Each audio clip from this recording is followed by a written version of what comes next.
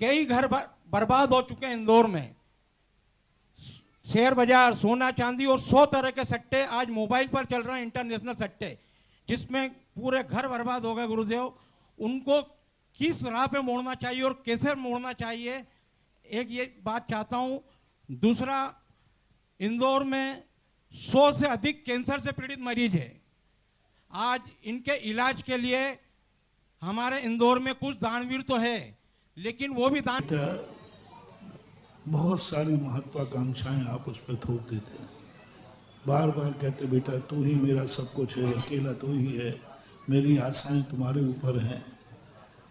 तो वो इतना ज़्यादा डिप्रेशन में आ जाता है कि वो भी फिर महत्वाकांक्षा में चला जाता है, और फिर महत्वाकांक्षा की पूर्ति करने के लिए वो कोई ऐसा साधन अपनाता है कि कोई शकुनी वाला फांसी वाला मिल जाए कि एक रात में इंद्रप्रस्थ हमारे हाथ में आ जाए।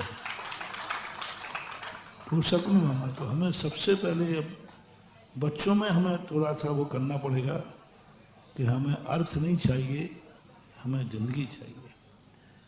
हमें अर्थ नहीं चाहिए, हमें बेटा चाहिए।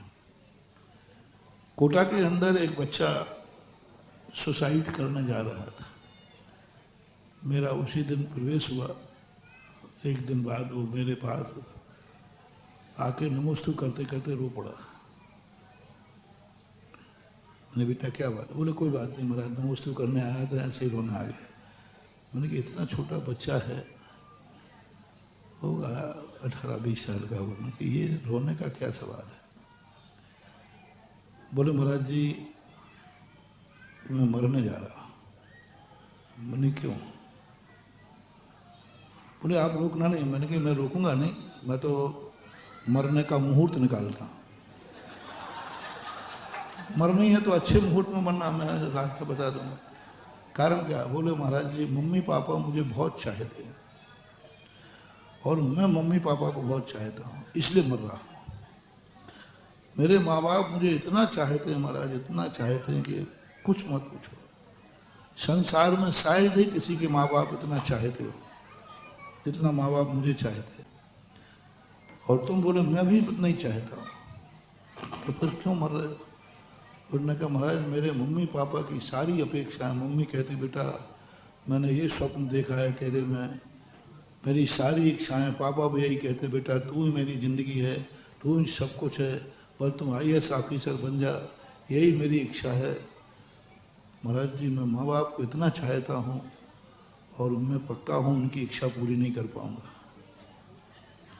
क्योंकि यहाँ जो कंपटीशन देख रहा हूँ मैं इस लायक नहीं हूँ, इसलिए मैं माँ बाप की इच्छा पूरी कर नहीं पाऊँगा तो मुझे दुख होगा, इसलिए मैं मरना चाहता हूँ। मैंने उनको रोका, उनके माँ बाप को बुला के कहा, मैंने कहा कलेक्टर तो ये बनेगा नहीं, बेटा वहाँ से जाएगा।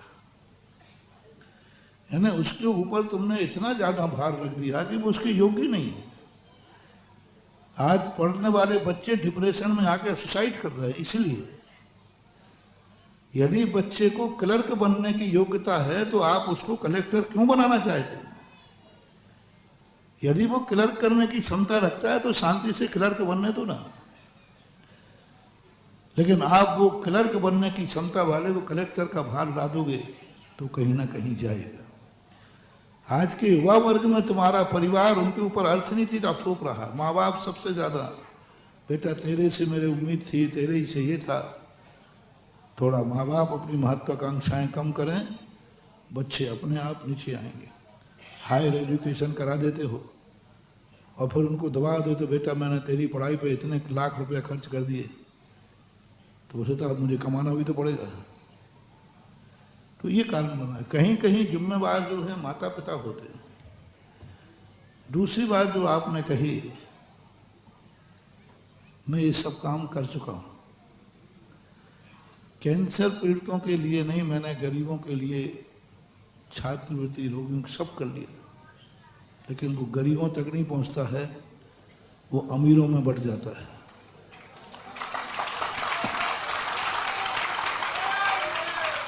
जो कमेटियां बनाते हैं, क्योंकि कमेटियां उनमें गरीब नहीं बन पाएंगे। कमेटी तो थोड़े ऊंचे ऊपर वाले वे कमेटी उनको अपने रिश्तेदार, अपने पहचान वालों को भेज देते हैं। गरीब फंड मैंने खूब बनाया, वो सब उन्हीं के बीच में बढ़ जाता है। अंत में जाकर जो ओरिजिनल गरीब है उस तक वो पहुंच ही नहीं पाता। तो ये मरीज है, ये सेठ है, आप इसको बचा सको तो बचा। भारत की हर कमेटी में करो। यदि अपन ने निकाला कि भाई ये सब चीज़ें हैं, अपन को दुकान निकालना है, तो कमेटियों के पास सबसे पहले वो कहाँ बढ़ जाएंगे? जो ओरिजिनल कम गरीब है वो उसकी एप्लीकेशन पहुँच ही नहीं पाएगी। तो ये प्रश्न हमेशा से उठता आया है। सन 1932 में पूज्य आचार्य शांति सागर महाराज के समय भी यही प्रश्न किया गया था, गरीबों वाला, औषधि वाला। उस समय भी हमेशा से प्रश्न उठता आया और हमेशा से प्रश्न खाली चला जाता है। प्रयास हो रहे हैं, लेकिन वो प्रयास कुछ समय तक चलते हैं, फिर धीरे से बंद हो जाते हैं।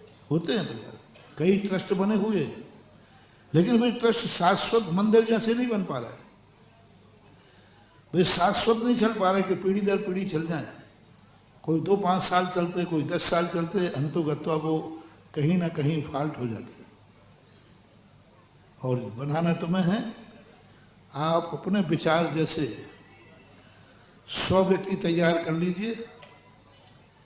जिस दिन चाहोगे उसी दिन हम आशीर्वाद दे देंगे।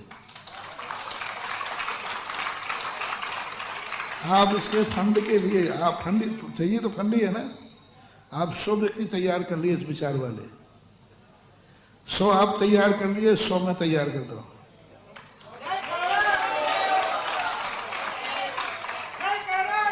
तो कितने हो जाएंगे? लेकिन पहले 100 आप, बाद में 100 में।